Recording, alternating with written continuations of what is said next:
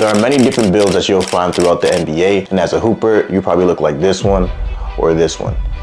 I'm going to be showing you how to build athletic muscle like an NBA pro, how I did it personally, and where majority of you are going wrong when trying to do so. But first, let's go over why majority of hoopers can't build muscle or struggle to do so. And the truth is 95% of you are making these mistakes and you must correct them before you do anything else. So the first thing is going to be the stigma of building muscle as a hooper, it being a limitation rather than an asset. Now, you do understand that you can put on 5 pounds or 10 pounds or 20 pounds of muscle at your discretion, right? You don't gotta put on 30 pounds of muscle if you don't want to. If you only need 5 pounds, put on 5 pounds. If you feel like it doesn't suit your game to be super big, don't go ahead and be super big. You don't gotta be like LeBron or Zion. You could put on a little bit of muscle. You could be like Curry. You could be like Giannis. You could be anywhere in between. Now, the truth is, majority of you are going to end up looking like Kyle Anderson. But overall, the stigma around building muscle is a very poor mindset that makes zero sense. And you can think of muscle like armor. It's going to assist you more in your game than it is going to hurt you. And you should do so if you find it necessary. Now, the second thing that you are most definitely doing wrong is not eating enough food. Now, this is an issue across the board. It's not just an issue with hoopers, it's an issue with anyone that tries to put on size. Not eating enough meals is usually the limitation in why you cannot build muscle. Hoopers generally eat 1 to 2 meals a day from my experience. For some reason, hoopers just don't like to eat. I don't know what it is, but they don't like to eat food. And the last struggle is one that all of you are doing, the most difficult one, and it's definitely playing too much basketball. High intensity cardio in general is catabolic, which essentially means it's counterproductive to building muscle. You want to look for things that are anabolic, like weightlifting and such. But playing too much ball, playing ball 7 days a week, for 4 hours at a time, it won't allow you to recover enough to put on any size or any athletic muscle. So for that reason, you can't be hooping all day, every day if you want to put on size. Another factor of that is that the additional cardio that you get from playing so much ball requires you to eat even more food, which you're already struggling to get down. So now you need probably 400 more additional calories just to maintain what you were doing if you were not playing basketball. So like I said, first address these 3 things and you'll be good to go. Change your mindset, lower your intense cardio, and eat more, you'll be good. Now, there's 2 ways to go about getting your athletic build. There's the smart way and there's the fast way. So the fast way is that you quit playing ball entirely for a period of time, focus solely on the gym, let's say summer break, weightlifting, that's all your primary focus, putting on size, putting on muscle, eating more, doing what you gotta do. And then once you have the required size, you come back to basketball and you hoop. Now, this is not the best way to do things, but it does get it done quickly and kind of efficiently, honestly. The problem with this is that when you do come back, your body may have issues with adaptations to the game. The movements in basketball are very game specific. You may come across injuries, you may be moving slower, you may become slightly less athletic, which is the whole point of why you're doing this. Now, the smart way, which is the way that I recommend, is that you limit your high intensity cardio when it comes to basketball. You're just gonna limit pretty much your pickup games and replace those pickup sessions with game specific drills. Whether you gotta work on your left hand, work on form shooting, work on dribbling, you're gonna replace the high intensity days with more skill specific work. And then you're gonna continue to lift, eat properly, and do what you do over the course of some period. It's gonna take you a lot longer to get to where you go, but you'll feel better throughout the process. Now the fast way is really for people that just wanna put on size and like to hoop and like to be athletic also. It's not for people that are really serious about hooping. The hoopers, the ones who really wanna do this, you gotta do it the smart way because it's the way to go about maintaining your game, maintaining your athleticism. You don't waste any time away from the game of basketball, because taking a summer off to work on just building muscle, not getting any shots in, any reps up, it's gonna take your game back a lot of steps. Now, when it comes to the work in the gym, you're gonna be focusing on compound movements because you're an athlete and your body works as a unit. You're not gonna be trying to isolate certain muscle groups. You're gonna try to do as much compound movements as you possibly can.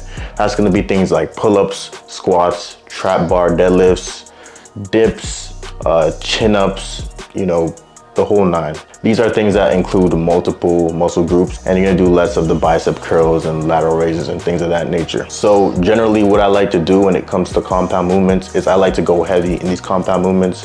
I'm thinking like reps of 5 to 8. And then if you want to work on some accessory stuff, if you do want to look aesthetic at the same time, if you do want to get some bicep size and things like that, then you can do your isolations, your bicep curls and things like that. And then when it comes to those rep ranges, you're gonna probably work up to like 12 reps max, 8 to 12 reps. And that'll just get you a little bit more volume, a little bit more fluff and meat on your bones. But generally, the heavier movements or the heavier rep ranges are gonna make your muscles very hard and dense.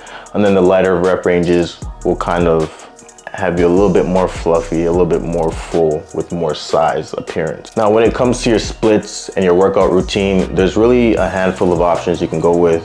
That's gonna be an upper lower, push pull legs, full body, and then there's the bro split. Now, right off the bat, you're not gonna do the bro split. It doesn't make sense. That's more for aesthetics and bodybuilding. You're an athlete. You don't wanna isolate every single muscle group, as I said. So that will kind of limit the amount of compound movements that you can do. Now, what I recommend personally, my favorite is full body, but you can get away with the upper lower. The reason why you can't go ahead and do bro splits and push pull legs, in my personal opinion, is because you gotta be in the gym way too often to do that. Now, you can't be in the gym and working on your skills at the same time because you can't recover. So the best way to do this is to do full body, probably 3 days a week, have your skills training, let's say twice a week, and you got 2 days of rest. It works out a lot better than a bro split when you're in the gym essentially every day or 6 days a week. And then you still got to go do your skill work. It just won't work out. Push pull legs, you can possibly do it, but the routine is push pull legs, rest, push pull legs, because you want to hit each muscle group around twice a week, honestly, if you want to get some serious muscle growth, but that only leaves 1 day of rest. Now, obviously, when it comes to your specific build, you know, you're not God, you can't specifically design your own build, but you can stop where you see fit. For example, let's say we all start off at Ja Morant. We train for a few months we're lifting, getting stronger, getting bigger, eating right, and then we're at Giannis level. A lot of you may look at Giannis and say, Giannis is perfect, I'm exiting at this point. Some of you may want to continue. Lift a bit more, boom, you're at LeBron. A lot of you are gonna say, okay, I'm done, I'm LeBron big, I need to focus on my game, I don't really need to lift. But some of you may say, hey, I like this, I wanna lift some more. Lift. A few years later down the line, you're Zion. You may be good with that also. But the thing is that you're gonna notice as you progress through more and more muscle, as you go from Ja to Giannis to LeBron to Zion, you're gonna start to pick up a lot more fat. Now, these guys have a lot of muscle, but they get less and less lean as you go up the ladder. And that's because as you build on muscle, your potential for muscle growth goes down. So as you're trying to reach those extra pounds of muscle, you're gonna put on a lot more fat relative to the muscle that you're putting on. So it's just something you need to be mindful of. If you do want to get super big, you're probably gonna be somewhat less lean. It'll come with the appearance, but you'll still look aesthetic if that's your goal also, but it's just part of the game. Now, obviously, for these examples, I'm giving elite athlete builds. So you, Jimmy from down the street, chances are that you may work out for a little bit. You may look like Kyle Anderson. And then there's gonna be some of you who also have amazing genetics and you might look like Dwight Howard. You know, genetics are for sure a factor. You know, you can't fully design your build, but just to keep in mind of how you can go about doing so. Now, I'm sure there's gonna be comments on NBA PED use, and the truth is, honestly, I have no idea who in the NBA could possibly be on PEDs or steroids if you're not familiar. Do I think it exists in the NBA? I'm sure somewhere like there's someone in the NBA who's on steroids, but chances are it's not someone that you think it is. Like, I would doubt it would be someone like a Zion. I would even doubt it would be someone like a LeBron. It's just my personal opinion. You can debate me in the comments, but it's just my personal opinion. So I'm sure it exists, but at the end of the day, it's no benefit to you to say these guys are on steroids, so I can't get to their level. You still gotta put in the work every day, get as good as you can possibly get, and make the most of it. If you appreciate the video, smash the like. I will be dropping an upper body workout very soon. I tried to film it this morning, but I couldn't get up. So smash this, give me a bunch of likes, and I'll have the energy to get up. So with that being said, I'm Jiggy Hills, and I'm up, bro.